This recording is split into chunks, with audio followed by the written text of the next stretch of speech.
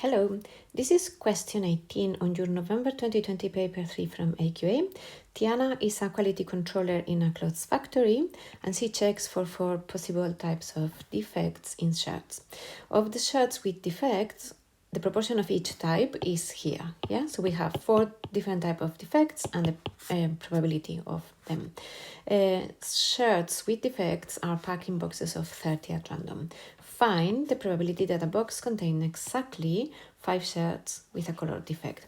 So if we have packages with 30 and we are checking for color defect, which is this one, we can consider that as a binomial. 30 is the color one, 0.25, yeah?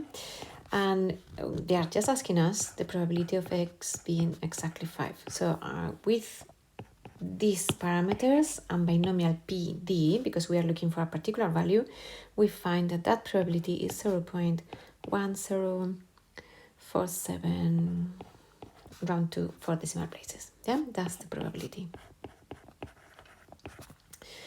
Then a box contains fewer than 15 shirts with a sewing defect. So we have another binomial. I'm going to call it just differently. So it's a binomial. Again, I have packages of 30 shirts, but this is sewing defect, which is 0.4. So now my probability is slightly different, 0.4. And I want the probability of x being less than 15. Remember, in the calculator, for binomial CD, I have the same but with the equal. So I won't have this in the calculator, but I have this. If I want to be smaller than 15, it means 14 or less. And again, with binomial CD and these parameters and x equals 14, I find this probability, which is 0.8246 to 4 decimal places. Next, it says a box contains at least 20 shirts which do not have a fabric defect. A fabric defect is 0.3. The ones that don't have fabric defect will be 1 minus 0.3, so 0.7. So I can consider this variable, I don't know, I'm going to call it D.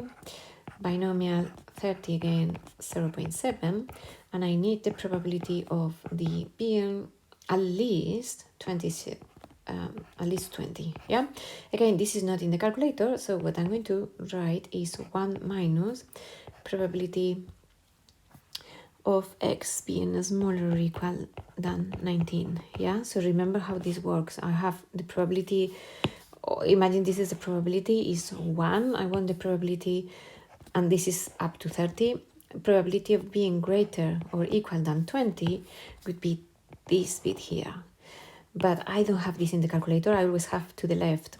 So I'm going to pick the values up to 19 and subtract from 1. So I'm doing 1 minus probability of smaller than 19 to get the probability of 20 or more. Yeah, I'm just doing that. So this is 1 minus, again, calculator binomial CD, and I get 0.2696, which is 0.73037, so 04. Yeah, that's the probability. Then Tiana wants to investigate the proportion P of the defective shirts with a fabric defect. The probability was 0.3 and is here. So she wishes to test the hypothesis, probability is 0.3 or probability is smaller than 0.3.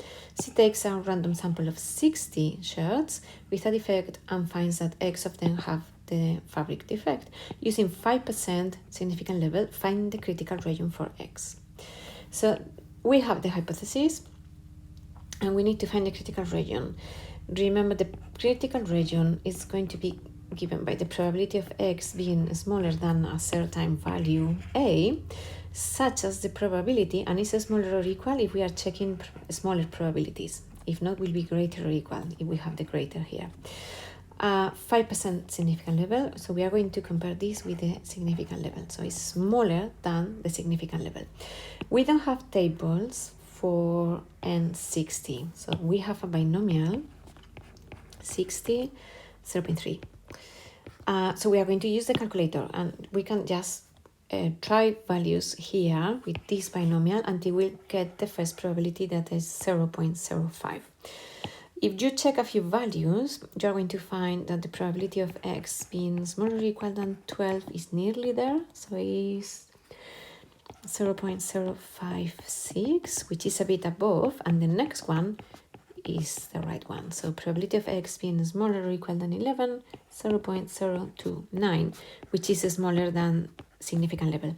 So my critical region is going to be given by this one. Yeah, so critical region is x smaller or equal than 11, which means if this x is smaller or equal than 11, I will reject my H0. Yeah.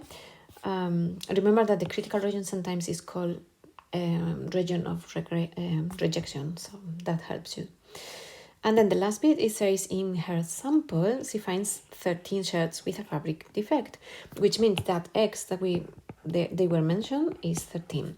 So 13 is greater than 11, so it's not in the critical region. Yeah, the observed value is not in the critical region. We have to accept H0. There is not enough evidence to reject. Yeah, so we can write a sentence like there is, and you should write, there is not enough evidence. Always remember to write the conclusion. Evidence to support that the proportion or the probability is smaller than 0.3. Yeah, that P is smaller than 0.3. Yeah, and that's all with this question.